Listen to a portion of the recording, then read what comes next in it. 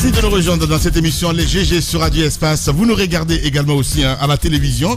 Merci de votre fidélité. Ensemble jusqu'au port de midi, vous aider à mieux comprendre l'actualité. C'est le but qu'on s'est fixé entre nous, évidemment, depuis plus de 15 ans.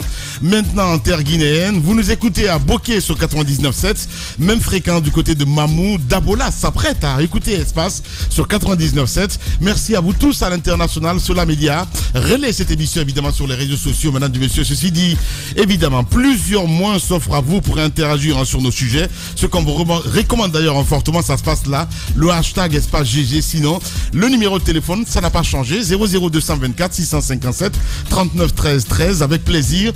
Un peu plus tard, nous allons prendre en compte vos messages dans notre émission. Au menu, on s'intéresse à l'actualité, le fichier général de la fonction publique, toujours en cuisinage. D'importants résultats ont déjà été engrangés à la suite d'un premier processus. Le ministre du Travail et de la fonction publique avait annoncé des retombées de plus de 30 milliards mensuels épargnés par ces opérations.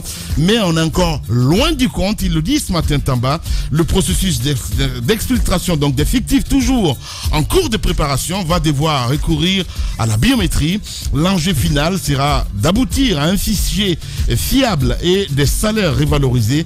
Point des activités sur le fichier de la fonction publique ce matin avec le ministre concerné, évidemment, Julien Yombouno, ministre du Travail et de la fonction publique, qui sera en direct ce matin chez Les Grandes Gueules sur Radio Espace Guinée. Nouveau sacre pour le président Ahmed Sékou Touré. Le premier président a reçu donc hier en Éthiopie le prix du panafricanisme, une reconnaissance en terre africaine d'Éthiopie qui magnifie donc les idées et les nombreux combats du père de la nation guinéenne, Oye Béavogui, secrétaire général par intérim donc du PDG RDA, nous apporte plus de détails ce matin. Si tout va bien, on va l'avoir dans notre émission. D'autres sujets bien plus croustillants viendront s'ajouter à tout ceci pour votre plaisir.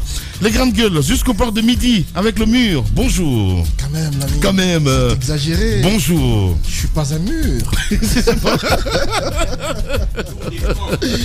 Comment ça va ce matin? Par mur. Bien au contraire. Eh ben, c'est un dur à cuire. Je suis un éclairé. Eh ben, voilà, un éclairé. Un mur, c'est un dur à Soyez cuire. lucide ce matin. Bon. Je suis un éclairé, parfois incompris. Eh ben, incompris. Voilà. On espère bien. Parfois incompris. Bonjour l'incompris. Bonjour.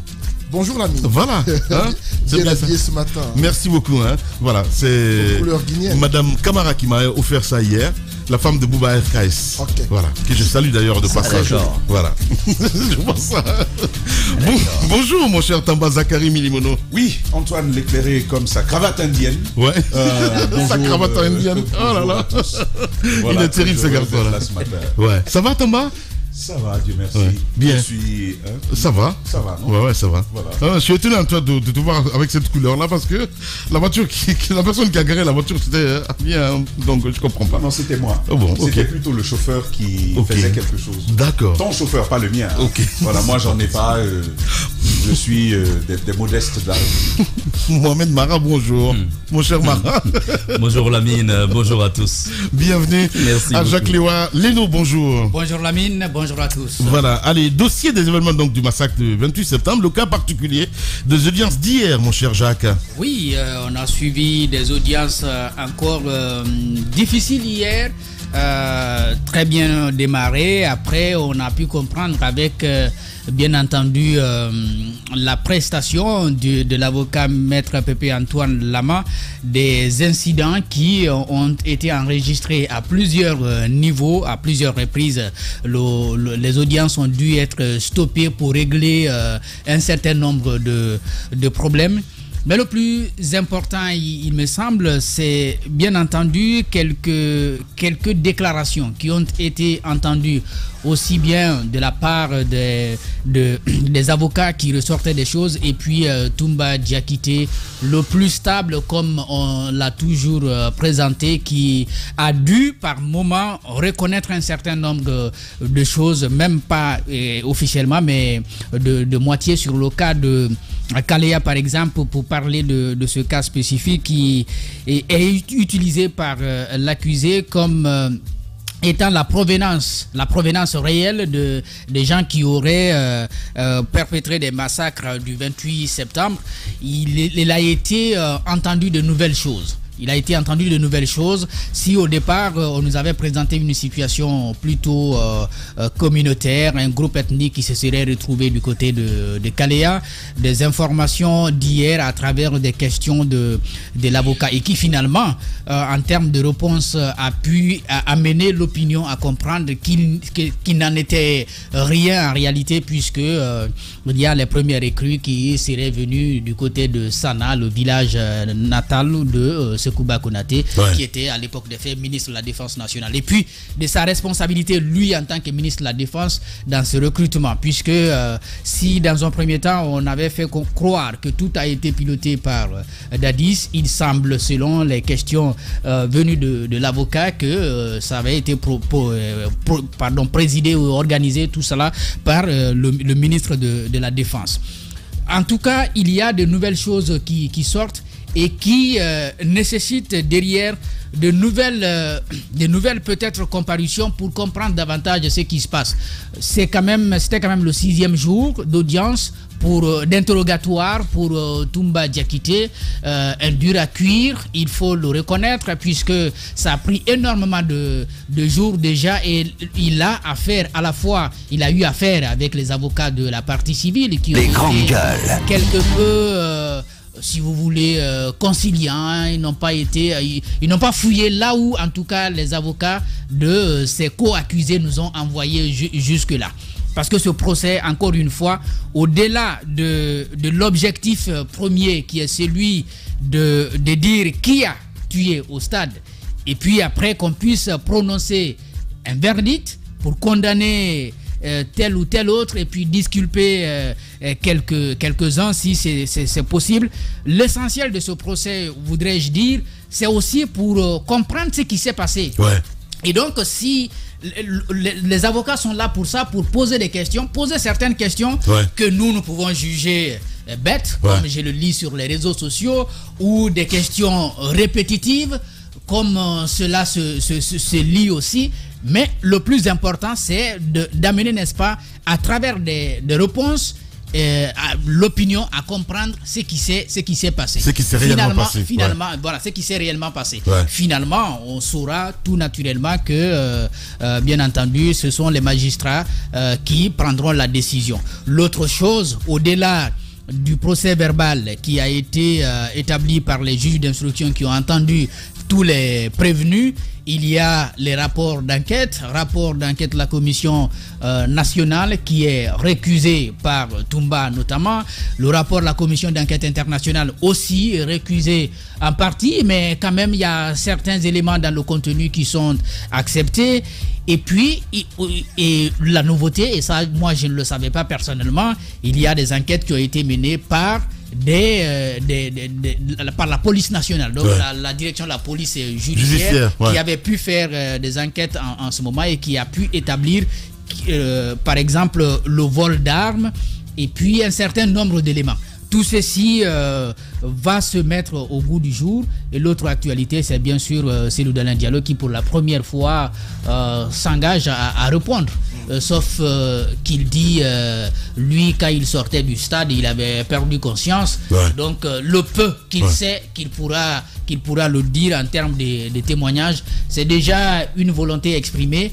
Nous espérons que toute la conscience sera là pour pouvoir témoigner. Bien sûr que oui. Allez-y, Mohamed Mara. Alors, je pense que les débats sont intéressants. Malheureusement, il y a tellement de yo-yo autour de ce qui se passe à l'audience.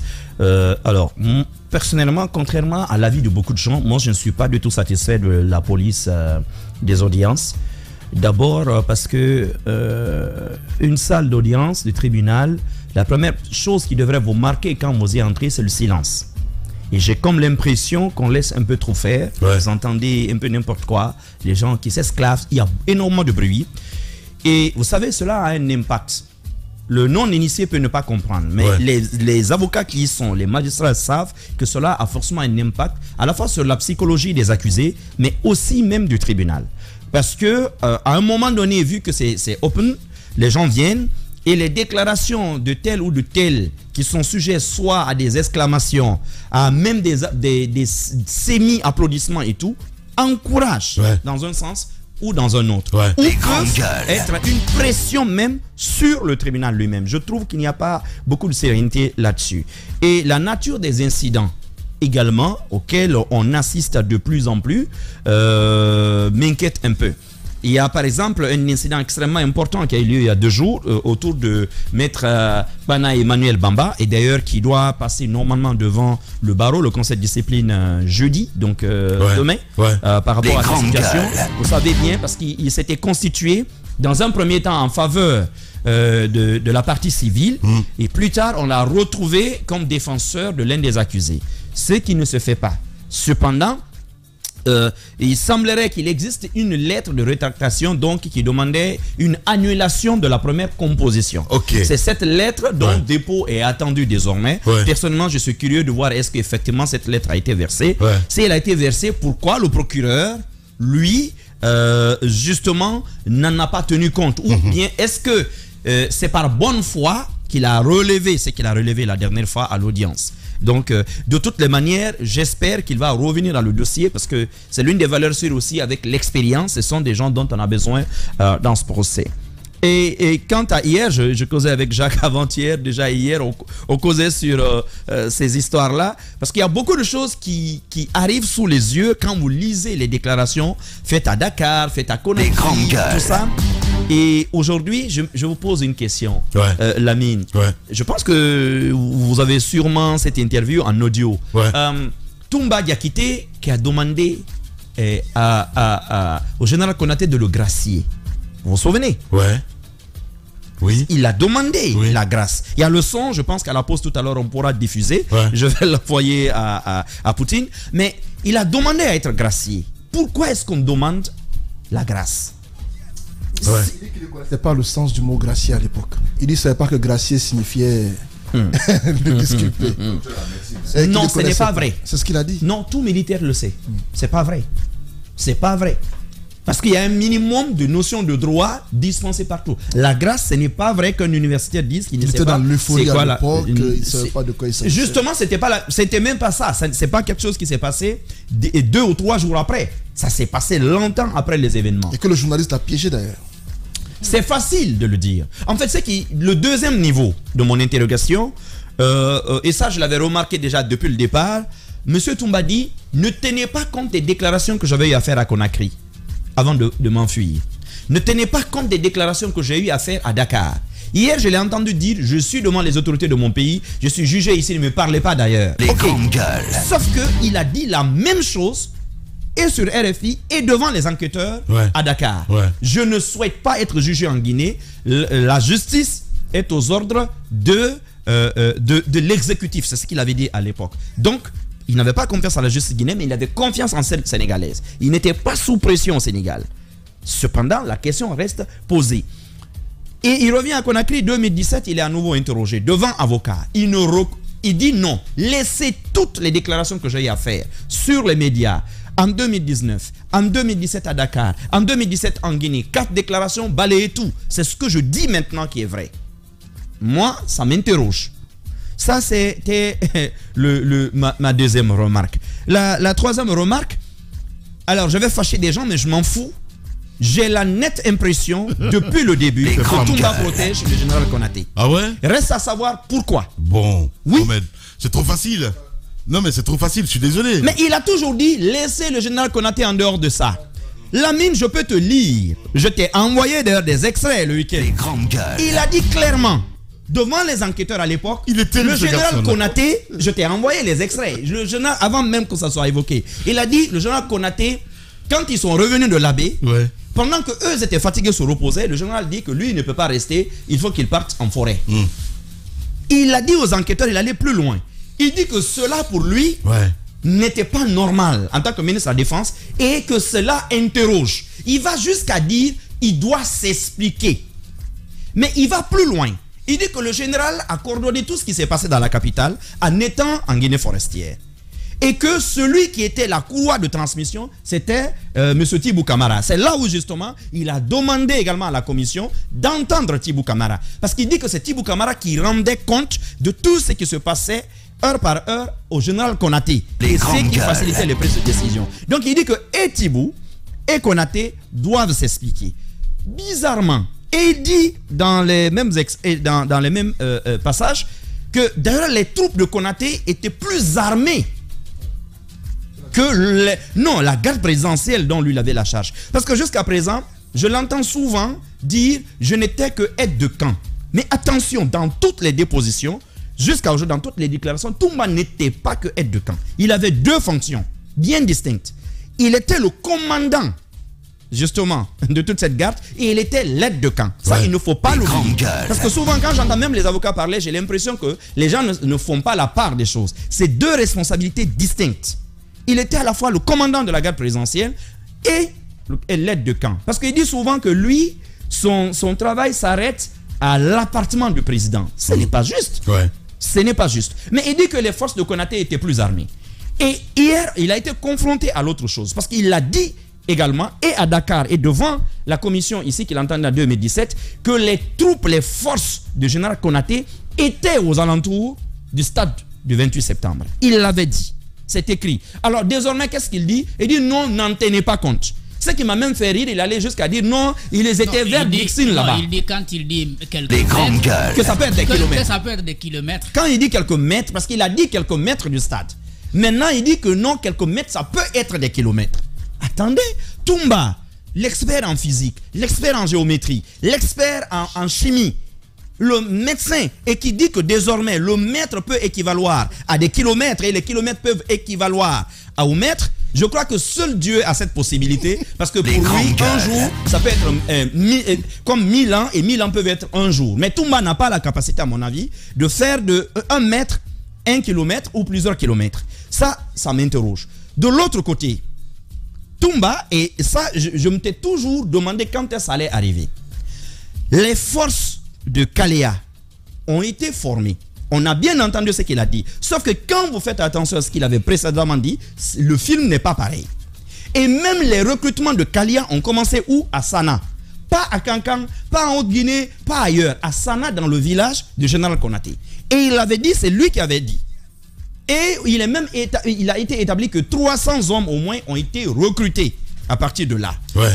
Tout ça, pourtant, à un moment donné, j'ai eu l'impression qu'il a voulu jouer sur la fibre ethnique. La chose du 28 septembre avait commencé, et même malheureusement sur les réseaux sociaux, on a l'impression que c'est en train de devenir un débat ethnique. Il faut en sortir. Parce que je ne pense pas qu'il y ait des Pelé à Sana. Moi, je ne pense pas qu'il y ait des Guilavogui à Sana. Je ne pense pas qu'il y ait des Milimono à Sana. Donc, cette histoire, il y a eu des dérives graves, mais des dérives d'abord de militaires vis-à-vis de leur propre population. Alors, qu'est-ce que si ces hommes-là faisaient partie de Kaléa, est-ce que ces hommes-là étaient aussi au stade comme il le dit? Surtout que le commandant de Kaléa a toujours dit que non, ces hommes étaient avec lui. Donc s'il y avait d'autres hommes, comme le dit Toumba, à Conakry, ce n'étaient pas ces hommes. Mais ce qui m'a amusé hier, Toumba dit, je les ai vus à la présidence. Ok, est-ce que tu les as vus au stade? Il ne les a pas vus. Ok, ceux-là que tu as vus et à la présidence, qui prenaient des armes, il dit non, je ne les ai pas vus prendre les armes. On m'a dit qu'ils étaient en train de décharger l'armurerie. L'armurerie, on sait les types d'armes qui y étaient. Surtout celles qui étaient destinées à la garde présidentielle. Des armes lourdes, des armes de guerre. Cependant, il dit ailleurs que non, ce sont des gens qui sont venus avec des coupes-coupes, des machettes, des armes blanches. Alors, comment est-ce que vous pouvez aller vider toute une armurerie, vous chargez des camions, mais à l'arrivée, les armes et les lance-roquettes, les fusils d'assaut se sont transformés en machettes. Seul un Diakanké sûrement peut avoir cette magie de transformer un fusil en sabre. Non, moi je me pose énormément d'interrogations parce que les incohérences commencent maintenant à remonter à la surface. Donc... Et il faut faire attention. Je veux terminer par ceci. Toumba a utilisé, vous savez, savamment la religion. Nous connaissons, nous Guinéens, notre fibre. Les Guinéens, je l'ai dit ici une fois, nous sommes plus attachés à la religion quand même à notre ethnie. Oui, mais bon. C'est une réalité. C'est de bonne guerre, Mohamed. Oui, non, je suis d'accord. Voilà, mais c'est à nous de ne pas nous laisser happer. Mais c'est ce que je dis. Par cela. Après tout, c'est pas la justice populaire. Hein. Voilà. Je pense que le monsieur... Toumba l'a utilisé, mais il utilisait une autre fibre depuis hier. C'est le sécotouréisme. Sachant très bien que nous sommes dans une époque Ou d'ailleurs, on va en parler tout à l'heure, Sékou Touré honoré du côté d'Addis Abeba. Et Sékou Touré, désormais célébré par beaucoup de gens du CNRD. Ses livres réédités. Il sait qu'il y a un vent favorable au Sékou Tourisme en ce moment. Attention, ce qui se passe au prétoire, il y a de l'art de la communication dans un système de défense. C'est la guerre des rhétoriques aussi. Justement, donc, il y a pas mal de choses comme ça. De plus en plus, je dis. Et vous avez observé les réactions de Marcel. J'adore la réalisation de Kalak TV. Suivez, je préfère suivre cette vidéo sur Kalak TV parce que les réalisateurs sont vraiment fins. J'adore ce qu'ils font. On voit les réactions des gens dans le box. Voyez les réactions de Marcel quand Toumba dit des choses. La mémoire est revenue. C'est merveilleux. Mais parfois, à la limite, si vous ne pouvez pas lire sur ses lèvres, tu mens. Parce que tu le vois agiter les doigts comme ça. À la limite, si on ne peut pas lire ça sur ses lèvres. Allez-y, mon cher Antoine. Oui, on relève que le niveau du débat est devenu a pris de l'ascension. On constate qu'il y a de l'ascenseur. On constate tout de même que les avocats, au fur et à mesure que le débat avance, les calibres ne sont plus les mêmes. Si Toumba, pour un départ, avait tendance à ridiculiser les avocats, cette fois-ci, on constate qu'il est davantage perturbé.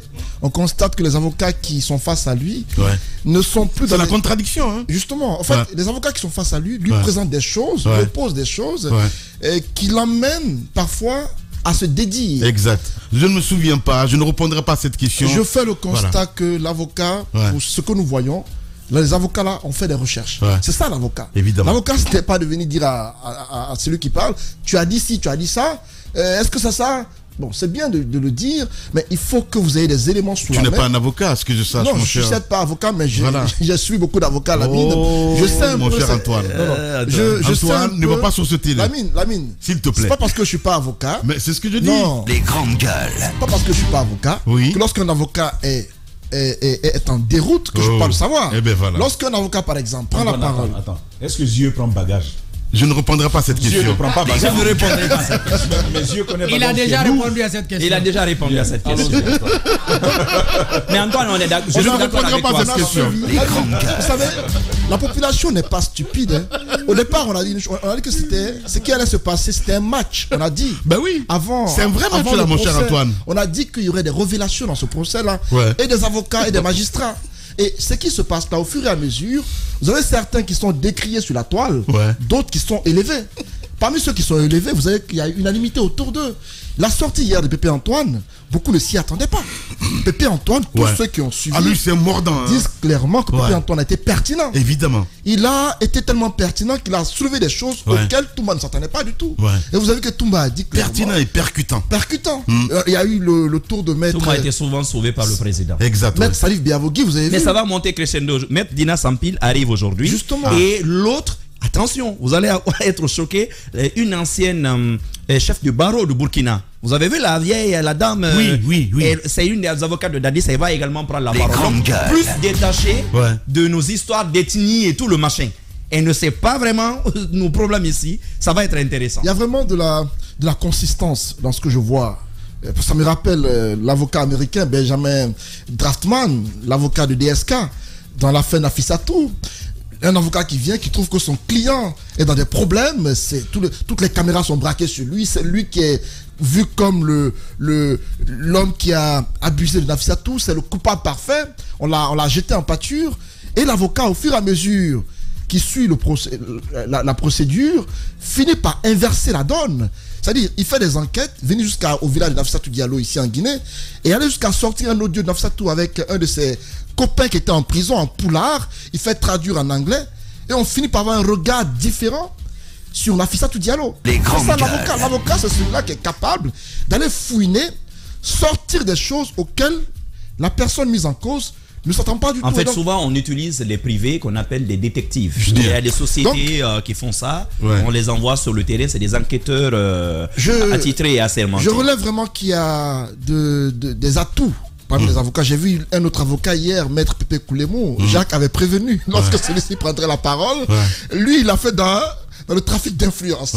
Il est venu avec une voix imposante pour vouloir effrayer. Mais c'est pour ça que je parle de rhétorique, mon cher Antoine. C'est de bonne guerre, je suis désolé. Je comprends très bien.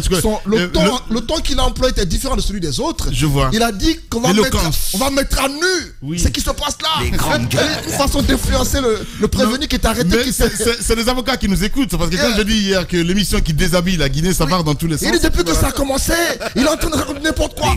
On va voir, on va mettre à nu. Donc ça a un peu effrayé Toumba et tout cela. Donc chacun a son style, chacun a sa stratégie pour déstabiliser. Mais je vais tellement voir Tamba avocat et tout ça avec sa voix. Ça m'a dit une chose. Il dit si Toumba est dans des cordes comme ça et qu'il a tenu pendant 5 heures de temps par jour, durant 6 jours, aujourd'hui 7 jours, mais lorsque Maître Toumba va prendre Dadis Camara, vous imaginez ce qui va se passer? Ça serait le tremblement de terre. Voilà. Donc, mais il a promis. Il dit que ses amis de la défense ont fait éclater le pacte. Il réserve des choses. Est-ce que je vais dire pour clore la mine? L'une des choses qui m'a vraiment surprise, et c'est dans les débats que je l'ai suivis, Toumba dans ses déclarations a dit qu'il a été élevé en grade. D'abord capitaine au temps de Dadis, ensuite commandant au temps de Sekouba. La question que je me suis posée, au temps de Sekouba, c'était quand Dadis était évacué du côté du Burkina. C'est irritant tout ça. Toumba en exil. Ce que je n'ai pas compris, comment on peut élever en grade une personne qui a attenté à la vie du président à l'époque? Comment est-ce que Sekouba Konaté, Toumba en exil à Dakar, pour quel motif? Un grade quand même, c'est une sorte de récompense qu'on fait. Pour quel motif on élèverait Toumba en grade au rang de commandant alors qu'il est reproché à celui-ci d'avoir attenté à la vie de son prédécesseur? C'est la question que je me suis posée. Non, mais il y a beaucoup de non-dits, mon cher Antoine. Il y a beaucoup de non-dits, sincèrement. Et Mara l'a dit tantôt, Toumba dans ses déclarations montre clairement qu'il veut épargner des personnes. C'est Sekouba Konaté en premier. Je suis pas trop dans cette idée-là. Mais bon, non, je pense que même des civils sont couverts par Toumba. Vous allez voir. Voilà, on en parlera forcément. Mon cher Tamba, tu as suivi aussi ce débat. Et quand je regarde ça, je vois Jacques Léwaleno parce qu'il aime ça, mais c'est incroyable. Allez-y. Alors, tu parlais de Tamba avocat. Il me rappelle un vieil avocat guinéen, malheureusement qui n'est plus là, de la même taille à peu près, qui disait, c'est quelqu'un qui nous impressionnait vraiment il y a 20 ans quand on était en fac, il dit, on se moque de sa taille, il dit, le droit ne se mesure pas à la taille de l'avocat. Si le droit se mesurait à la taille d'un avocat, alors on serait tous des tailleurs. Et bien voilà. Allez-y mon cher Tamba. Alors moi aussi, je suis ce procès-là, un peu comme tout le monde. Mais forcément, il y a des dessous, il y a des choses que l'on dit, il y en a d'autres que l'on ne dit pas. Mais Lamine, je veux quand même commencer, je l'ai dit, je parle de Toumba comme d'un orateur. Vous sentez tout de suite qu'il y a un projet derrière ce qui est en train de se dire.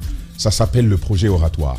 Qu'est-ce qu'il vise quand il utilise la religion et que par moments il ressasse des versets comme ça à répétition? Qu'est-ce qu'il vise lorsqu'il... Parce que c'est ça la préoccupation. Tout le monde se pose bien la question. Où était l'intérêt de dire qu'il est à la fois malinqué et peul? Où était l'intérêt? Il y a toujours un intérêt dans un discours oratoire. Ce que vous visez derrière, rien n'est fortuit. Et quand vous voyez Maître Paul Yomba, chaque fois qu'il prend la parole, ce n'est pas seulement dans les mots, mais c'est dans l'articulation, c'est dans l'intonation. Vous voyez un homme averti, aguerri. C'est un émérite orateur, ce monsieur. Et forcément... Surtout quand il est coincé, il sort la grandiloquence. Alors, donc, vous voyez bien que c'est quelqu'un qui a certainement agi sur la préparation de toutes ses allocutions, donc de toutes les allocutions de son client. Lui en particulier, certes, il y en a d'autres, mais lui en particulier, il aura imprimé ça. Et donc, absolument, il faut se poser la question, qu'est-ce qu'on vise à utiliser la religion, à utiliser l'ethnie? C'est pourquoi je pense à une véritable supercherie dans cette histoire. Je vais vous dire pourquoi. Regardez bien, moi je lis un peu de traités islamiques et tout, et même du Coran, je le lis parfois, et je sais que il est interdit à tout musulman de recourir à d'autres pratiques, à des pratiques autres que celles qui sont préconisées par le Coran, notamment dans le mysticisme, le fétichisme et même le maraboutage. Ça leur est interdit.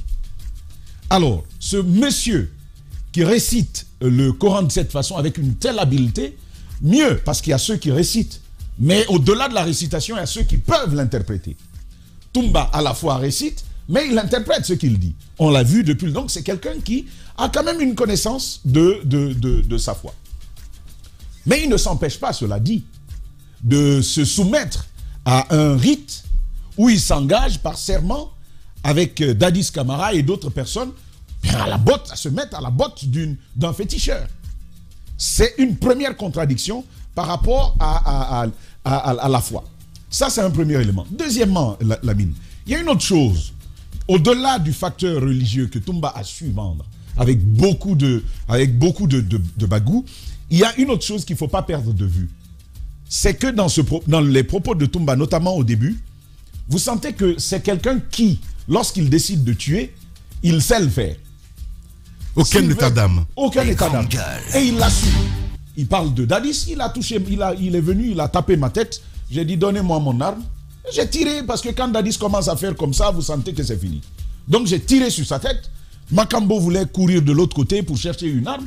Il le décrit comme ça. Et il dit même que le général Baldé, lui, il a eu la chance. Parce que si je l'attrapais, heureusement, il a nagé pour fuir. Donc c'est à la fois quelqu'un qui dit, j'ai tué, et qui peut l'assumer. Au-delà du facteur de quelqu'un qui dit la vérité sur ces aspects-là. Et qui est censé être un bon musulman. Vous voyez bien la supercherie. Je ne pense pas qu'on puisse être avec Dieu comme ça et se soumettre à un tel rite qui est fétichiste et également tuer et l'assumer comme ça, sans remords. Même si par moment on peut entendre, j'aime Dadis, mais au cours de la procédure, vous savez bien qu'il y a un sérieux problème aujourd'hui entre les deux. Donc c'est quand même un premier niveau qu'il ne faut pas perdre de vue. Et en soulignant ça, je n'oublie pas qu'il y a eu des victimes. Beaucoup de victimes. Et c'est l'interpellation que l'on fait depuis le début. Il faut laisser au juge la responsabilité de dire qui sera coupable au terme de ce procès ou pas. Qui sera coupable, qui ne sera pas coupable. Ça, c'est important pour nous. Parce qu'en réalité, l'usage de la religion n'était pas pour les juges. Hein. C'était pas pour les juges. C'était pour l'opinion. Ça, c'est important de le savoir. Ouais. Moi, à la place... Ils savent qu'ils passent à la télé. Exactement. Ben oui. C'était pour l'opinion. L'usage de l'ethnie et de la religion, c'était pour l'opinion, pas pour les juges. Les juges, ils ont le droit. Ils savent comment s'y prendre. Et ils sont certainement habitués à ce type de manœuvre. Et donc, ça, c'est le premier niveau à relever de mon point de vue. Il y a quand même une véritable supercherie qui sort de cette histoire. Mieux, Lamine, le procès d'hier, et ça, il faut le souligner, Antoine l'a déjà dit, Maître Pépé Antoine, mais avant lui, il y en a eu d'autres qui se sont particulièrement démarqués. Même ceux qui étaient avant, Lamine, il y avait quand même un souci, je ne suis pas juriste, mais j'ai quand même un souci avec ça. Quand vous posez une question, vous l'inscrivez dans une logique. Et souvent, vous l'habillez les grandes gueules dans une certaine formulation.